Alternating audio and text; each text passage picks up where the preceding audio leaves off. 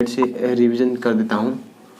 केंद्रीय प्रवृत्ति के माप, जो हमने कल टॉपिक पढ़ा था, केंद्रीय प्रवृत्ति के माप, मेजरमेंट ऑफ सेंट्रल टेंडेंसी, जो इसको जो है आज मैं रिकॉल कर देता हूँ आपके सामने। हमने कल क्या पढ़ा था?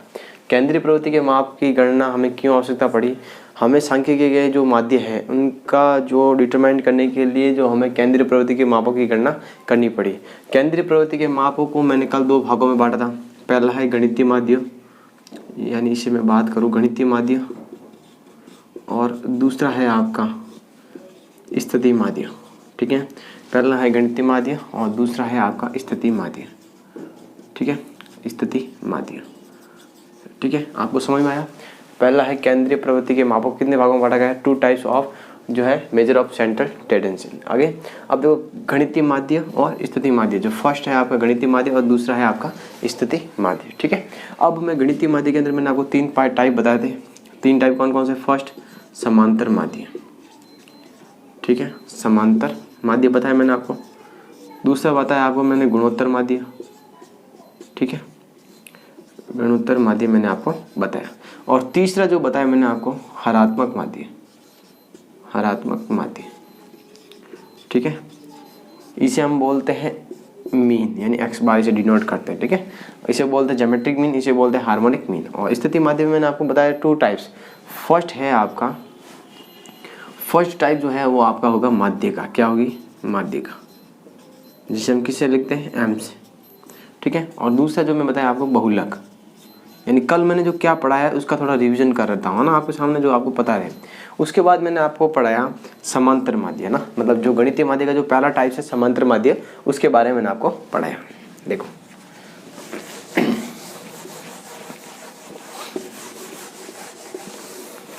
अब देखें, जो मैंने आपको पहला पॉइंट है गणितीय माध्य का, वो है समांतर माध्य।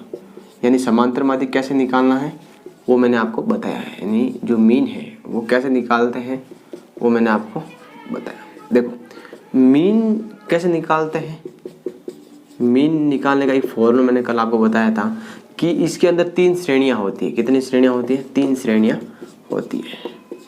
3 श्रेणियां कौन कौन सी? देखिए, फर्स्ट श्रेणी जो है वो होती है व्यक्तिगत, यानी इंडिविजुअल श्रेणी, व्यक्तिगत श्रेणी। ठीक है, यानी इंडिविजुअल सीरीज।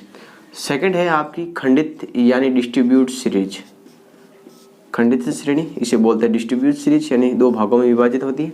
और तीसरी जो है सतत यानी कंटिन्यूस सीरीज, सतत श्रेणी को बोलते हैं कंटिन्यूस सीरीज। इसके भी 2 टाइप्स होते हैं, 2 प्रकार के होते हैं। पहला है आपका अपवर्जी, अपवर्जी, अपवर्जी को बोलते हैं एक्सक्लूसिव। ठीक है, और दूसरा है आपका इंक्लूसिव यानी समावेशी। ठीक है, ये होती है आपकी इंक्लूसिव सीरीज और ये होती है आपकी एक्सक्लूसिव सीरीज। तो ये हो गया मोटा तौर पे आपका रिवीजन। अब जो मैंने कल आपको ये क्वेश्चन बताया था इसके बारे में, यानी व्यक्तिगत श्रेणी के माध्यम से जो आप समांतर माध्य की गणना कैसे करेंगे, है ना। तो इसका मैं क्वेश्चन बता देता हूँ, थोड़ा रिविजन कर देता हूँ आपको कि समझ में आए। कल हमने बेसिक जो हमने पढ़ा किया था। ठीक है, तो देखो अब हम जो है व्यक्तिगत श्रेणी के माध्यम से समांतर माध्य की कैसे गणना करेंगे वो मैं आपको बताऊँ। देखो व्यक्तिगत श्रेणी से जब हम समांतर माध्य की गणना करते हैं, यहाँ मैं लिख देता हूँ, व्यक्तिगत श्रेणी के माध्यम से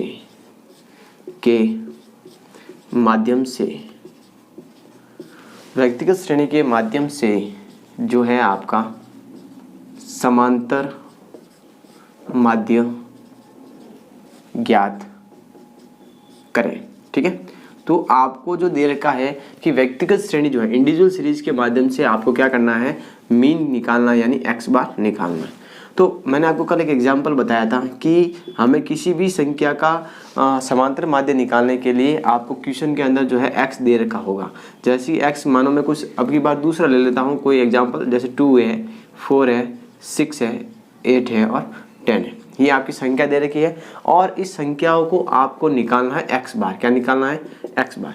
तो जब आपको इंडिविजुअल सीरीज दे रखी हो, जब आपको इंडिविजुअल सीरीज यानी व्यक्तिगत श्रेणी दे रखी हो, जब आपको 2, 4, 6, 8, 10 जब सिंगल श्रेणी दे रखी हो, इसे हम व्यक्तिगत सीरीज कहते हैं। जब ऐसे क्वेश्चन आपको दे रखा हो तब आपका समांतर माध्य ज्ञात करने का फॉर्मूला बन जाएगा सिग्मा एक्स अपॉन एन। मैंने ये कल भी बताया था और आज वापस रिकॉल कर रहा हूँ कि जब आपको सिंगल श्रेणी दे रखी हो, जब एक्स बार निकालना तो फॉर्मूला क्या बन जाएगा, सिग्मा एक्स अपॉन एन, है ना। यानी इसका मतलब क्या होता है, मैंने आपको कल बताया कि सिग्मा का मतलब होता है सम। क्या होता है, सम यानी योग, संख्याओं का योग कितना है, ठीक है। और एन का मतलब होता है नंबर ऑफ आइटम, ठीक है, यानी पदों की संख्या। ये मैंने कल भी बताया था और मैं आज आप वापस बता रहा हूँ, पदों की संख्या, ठीक है। अब देखो जो सिग्मा है ना, सिग्मा एक्स है, इसका मान है ना, यानी इसका मतलब होता है जो एक्स है ये सबकी इसकी योग होगा, इसका क्या होगा, सम होगा। तो इसको हम जोड़ेंगे 10 और ये हो गए 20 और ये 30, तो इसकी योग कितना हो गया 30, ठीक है। अब नंबर ऑफ आइटम 1 2 3 4 5, ठीक है ना। अब क्या करना है, काउंट करना है 1 2 3 4 5, तो हमारा कितना आएगा 5। तो इसमें इसका जो हम भाग देंगे 5 का 30 में भाग देंगे, कितनी बार जाएगा, 6 बार, 6 टाइम्स जाएगा। तो एक्स बार का मान कितना आ गया, 6 आ गया। समझ में आया आप सभी को। तो ये नॉर्मल बेसिक क्वेश्चन था। ये क्वेश्चन जो है आपका एग्जाम की पॉइंट ऑफ व्यू से इंटरव्यू इंपॉर्टेंट नहीं है, लेकिन आपको ये बेसिक नॉलेज होना चाहिए कि व्यक्तिगत श्रेणी से जब एक्स बार निकालते हैं तो हम कैसे निकालते हैं, ठीक है। अब हम जो हमारा मोस्ट इंपॉर्टेंट है, जहाँ से एग्जाम में क्वेश्चन आते हैं, वो आते हैं आपकी खंडित श्रेणी से। कहाँ से आते हैं, खंडित श्रेणी से। तो थोड़ा बेसिक बारे में उसके बारे में भी बात कर लेते हैं और फॉर्मूला क्या होता है उसके बारे में बात कर लेते हैं। हमारा जो दूसरा टॉपिक है गणितीय माध्य का, हम गणितीय माध्य के अंदर जब समांतर माध्य पढ़ते हैं तो उसकी दूसरा जो सीरीज है, दूसरी सीरीज कौन सी है, खंडित सीरीज। कौन सी है, खंडित सीरीज, यानी खंडित श्रेणी को बोलते हैं हम डिस्ट्रीब्यूट सीरीज। ये देखो, ये रही आपकी खंडित श्रेणी। जब आपको खंडित श्रेणी का क्वेश्चन दे रखा हो तो उसको आपकी पहचान कैसे करेंगे, तो उसकी पहचान के लिए आपको क्वेश्चन के अंदर एक्स भी दे रखा होगा और एफ भी दे रखा होगा। एक्स का मतलब कोई भी वैल्यू दे रखी होगी और एफ का मतलब होता है फ्रीक्वेंसी यानी बारंबारता। क्या होता है इसका मतलब, बारंबारता यानी फ्रीक्वेंसी, ठीक है, ठीक है। फ्रीक्वेंसी का इन द मीन्स मतलब क्या होता है, जैसे फ्रीक्वेंसी का अगर मैं आपको मतलब समझाऊं तो ध्यान से देखना। कोई एक स्टूडेंट है, ठीक है, वो 2 रोटी खाता है। कोई दूसरा स्टूडेंट है, वो कितनी रोटी खाता है, 3 रोटी खाता है। तीसरा स्टूडेंट है, वो कितनी रोटी खाता है, 5 रोटी खाता है। और चौथा स्टूडेंट है, वो कितनी रोटी खाता है, 4 रोटी खाता है। मैं आपसे पूछूं कि सबसे ज़्यादा जो रोटी खाने वाला स्टूडेंट कौन सा है, तो वो स्टूडेंट 3 है, ठीक है। वो कितनी खाता है, 4, ठीक है। तो मैं ऐसे भी लिख सकता हूँ कि जो 1 है वो कितनी रोटी खाता है, तो ये आपका एक्स हो गया, ये आपका एफ हो गया। इसकी फ्रीक्वेंसी कितनी हुई, 2 हो गई।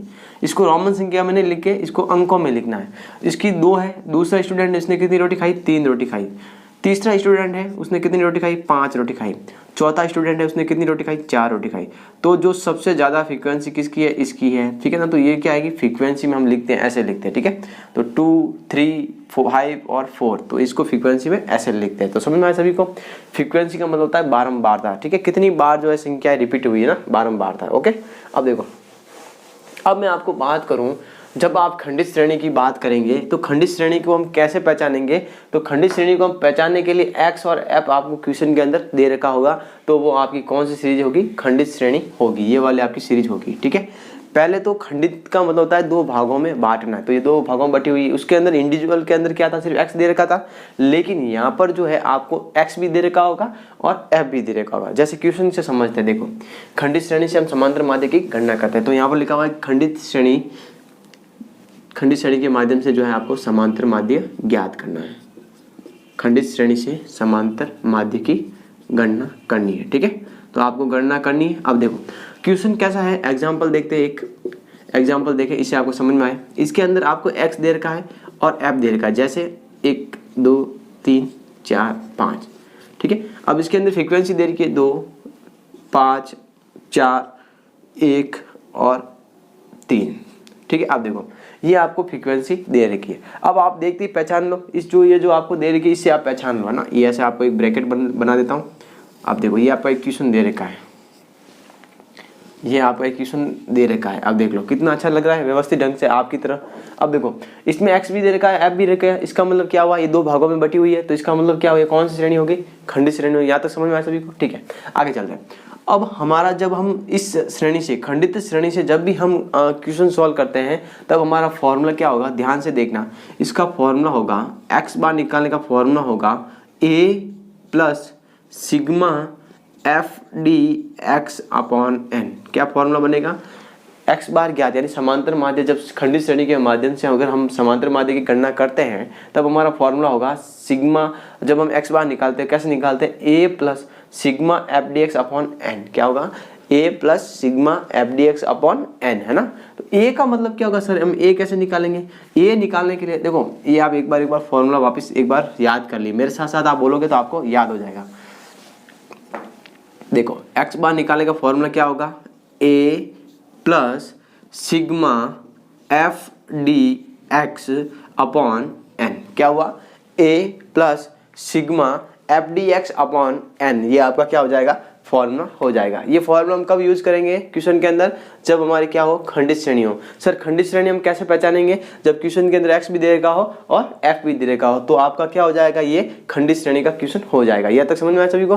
तो देखो, तो खंडित श्रेणी से जब हम एक्स और एफ दे रखा हो तो आपको ये सूत्र लगाना है, क्या निकालोगे, समांतर माध्य, यानी एक्स बार निकालने का फॉर्मूला क्या हो जाएगा, A plus sigma F D X upon N. वापिस बोलो, A plus sigma F D X upon N, तो ये आपका क्या हो जाएगा, फॉर्मूला हो जाएगा।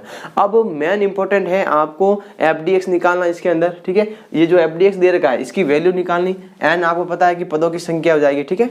और एक बात और ध्यान रखना, जब आपके क्वेश्चन के अंदर एक्स और एफ दे रखा हो, ध्यान से सुनना, ये बात बहुत ही ज्यादा इंपॉर्टेंट है कि जब क्वेश्चन के अंदर एक्स दे रखा हो और एफ भी दे रखा हो, तब आप, पिछली बार तो हमने जो एन लिया था इसकी काउंट की थी, जैसे कि 2 1 2 3 4 5 6, तो काउंटिंग कितनी आई थी, 5 आई थी। लेकिन इस बार ऐसा नहीं करना है, जब क्वेश्चन के अंदर एक्स दे रखा हो और एफ दे रखा हो, जब एफ दे रखा हो तो जो नंबर जो एन है, एन किसकी टोटल आएगी, एफ की टोटल आएगी। ये ध्यान रखना, ये बहुत ही इंपॉर्टेंट बात है, ध्यान रखना कि जब क्वेश्चन के अंदर एक्स और एफ दोनों दे रखे हों और क्वेश्चन के अंदर जब एफ दे रखा हो तब हम टोटल किसकी लेंगे, एन की लेंगे, यानी फ्रीक्वेंसी की टोटल लेंगे, ठीक है ना। पिछली बार हमने जब व्यक्तिगत श्रेणी थी तब इसकी टोटल ही एन माना था, लेकिन यहाँ पर एन नहीं माना है क्योंकि हमें क्वेश्चन के अंदर एफ दे रखा है, ठीक है। अब चलते हैं, अब देखो ये जो क्वेश्चन है, ये जो फॉर्मूला है इसको मैं रब करता हूँ और मैं आपको इसके आगे क्वेश्चन सॉल्व करवाता हूँ।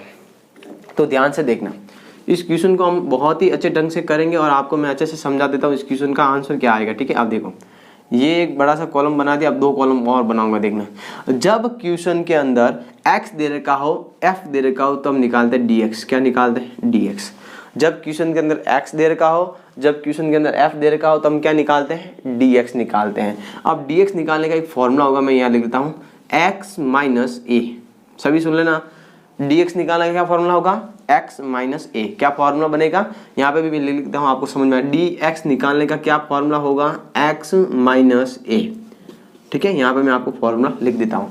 तो देखो, यहाँ पर किसी भी संख्या को आप a मान लीजिए, जैसे कि मैं इसको a मान लेता हूँ, ध्यान से सुनना, किसी भी संख्याओं को आप a मान लीजिए, तो मैं इसको a मान लेता हूँ। यहाँ पे मैंने a मान लिया। a को बोलते हैं कल्पित माध्य। क्या बोलते हैं, कल्पित माध्य। क्या बोलते हैं, कल्पित माध्य, ठीक है। अब देखो, ये जो a है, मैंने इसको कितना मान लिया, 3 मान लिया। जहां आपने 3 माना है तो उसके a पर इसकी वैल्यू रख दो, यहाँ पर मैं 3 रख देता हूँ। अब ठीक है, आप ध्यान से समझना, आपने कल्पित माध्य कितना माना है, 3 माना है। अब जो 3 है, ये देखो यहाँ पर मैंने a की जगह कितना लिख दिया, 3 ऊपर लिख दिया, ठीक है। यहाँ पर मैं थोड़ा ऊपर से रफ करता हूँ, आपको समझ में आया आराम से। देखो क्वेश्चन, आपको अच्छे से क्वेश्चन समझ में आना चाहिए, ठीक है ना। देखो यहाँ ध्यान से देखना, ये जो dx है, dx निकालने का फॉर्मूला क्या होता है, x माइनस a होता है, ठीक है। अब मैंने x कितना माना है, 3, तो मैं यहाँ पर a की जो वैल्यू मैं ऊपर 3 लिख लेता हूँ। अब देखो, अब मुझे चलना है यहाँ पर, ये फॉर्मूला मुझे मान रखना है। पहला है x की वैल्यू कितनी है, 1 में से 3 गया तो कितना बचा, माइनस के 2 बचा, है ना। 1 में से अगर माइनस के 3 जाएंगे तो माइनस के 2 बचेंगे। समझ में आया मेरी बात। अब देखो, अब दूसरा देखो, ये फॉर्मूला अपनी पहली जो संख्या है पूरी होगी, कंप्लीट होगी। अब दूसरा देखो, ये जो x कितना है, 2 है, तो यहाँ पर फॉर्मूला में रखेंगे 2, माइनस का चिन्ह है तो माइनस, तो 2 में से 3 गए तो माइनस का 1 बच जाएगा, ठीक है। अब देखो वापस, अब ये संख्या भी कंप्लीट हुई, ये भी हो गई, ये भी हो गई। अब देखो 3 यहाँ पर लिख देता हूँ, x का मान 3, तो 3 में से 3 गया 0। समझ में आ रही मेरे मतलब, मेरे कहने का मतलब ये है कि जो ये x की जो वैल्यू है, ये क्या करना है, इस सब a में से घटानी है। तो ये जहाँ जहाँ x है वहाँ पर x की वैल्यू पुट करनी है और इस a में से आपको जो कल्पित माध्य में से वैल्यू घटाते जाना है, तो आपका आंसर यहाँ पर आता रहेगा, ठीक है। अब देखो, अब जो ये 3 है, जो यहाँ पर 3 है, यहाँ 3 मैंने यहाँ रख दिया, इसको इसमें से घटाया तो हमारे आंसर क्या है, 0। अब देखो, आगे देखो, ये जो 4 है तो ये 4 में यहाँ रखूंगा, 4 में से ये जो 3 गए, पीछे क्या बचेंगे, प्लस के 1 बचेगा। अब जो यहाँ पर 5 है तो मैं यहाँ रखूंगा 5, यानी यहाँ 5 रख दिया। एक्स की मैं वैल्यू पुट कर रहा हूँ ना यहाँ पर, यहाँ 5 है, 5 में से 3 गया तो यहाँ बचेंगे प्लस के 2। यहाँ तक समझ में आया सभी को? ठीक है।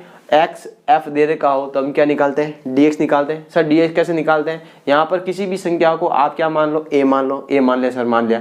अब जो फॉर्मूला है एक्स माइनस ए, तो एक्स माइनस ए में आप क्या रखोगे, ये जो वैल्यू रखोगे। तो देखो यहाँ पर एक्स माइनस ए है, यहाँ पर मैं मान रखता हूँ, जैसे कि मैंने फर्स्ट रखा यहाँ पर 1, तो 1 में से 3 गया तो माइनस का 2 बच गया। फिर मैंने यहाँ पर 2 रखा, 2 में से माइनस मतलब माइनस किया 3 को तो माइनस का 1 बचा। फिर 3 में से यहाँ 3 रखा और 3 में से 3 गया, 0 बच गया। फिर ये 4 मैंने यहाँ पर रखा एक्स में, फिर यहाँ पर एक्स रखा, यहाँ पर 4 है, 4 माइनस 3 किया तो प्लस का 1 आ गया। 5 मैंने यहाँ पर रखा एक्स में, तो 5 माइनस 3 किया तो प्लस का 2 आ गया। यहाँ तक समझ में आया सभी को? ठीक है, आगे चलो।